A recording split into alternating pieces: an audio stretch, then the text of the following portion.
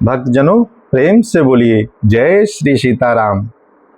आज हम इस प्रसंग में सुनेंगे कि लंका दहन के उपरांत हनुमान जी ने पुनः माता सीता के पास पहुंचते हैं। माता सीता उन्हें प्रभु के लिए अपनी पहचान के रूप में चूड़ामणि प्रदान करती हैं और ये एक अत्यंत मार्मिक संदेश भेजती हैं। आइए इन चौपाइयों को अर्थ सहित प्रेम से समझने का प्रयास करते हैं।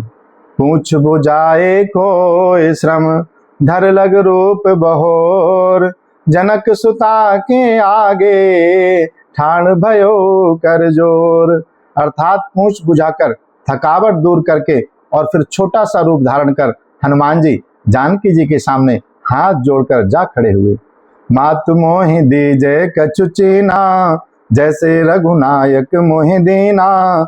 चूड़ामणि उतार तब दयो, हर्ष समेत पवन सुत लयो। हनुमान जी ने कहा, हे माता मुझे कोई चिन्ह पहचान दीजिए जैसे रघुनाथ जी ने मुझे दिया था। तब सीता जी ने अपनी चूड़ामणि उतार दी। हनुमान जी ने उसको हर्ष पूर्वक ले लिया। कहु तात अस मोर प्रणामा, सब प्रकार प्रभु पूरन कामा। दीन दयाल बिरदु संभारे, हरहु नाथ मम संकट भारी। जानकी जी ने कहा, हे तात मेरा प्रणाम निवेदन करना और इस प्रकार कहना, हे प्रभु यद्यपि आप सब प्रकार से पूर्ण काम हैं, आपको किसी प्रकार की कामना नहीं है, तथापि दीन दुखियों पर दया करना अपना विरध है। अतः उस विरध को याद करके हे नाथ मेरे भारी संकट को दूर कीजिए।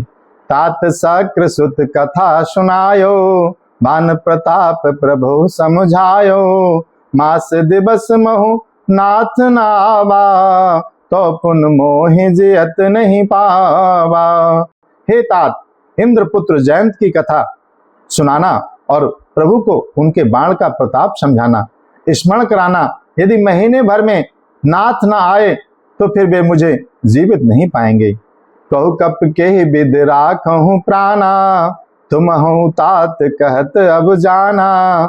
तो ही देख से तल भई छाती, पुन मो कहूँ सोई दिन सो राती। अर्थात ही हनुमान कहो मैं किस प्रकार प्राण रखूं। हे तात तुम भी अब जाने को कह रहे हो। तुमको देखकर छाती ठंडी हुई थी, अब फिर मेरे लिए वही दिन और वही रात हो जाएंगी। माता सीता का यह विरह संदेश सुनकर हनुमान जी का हृदय भी भर आया।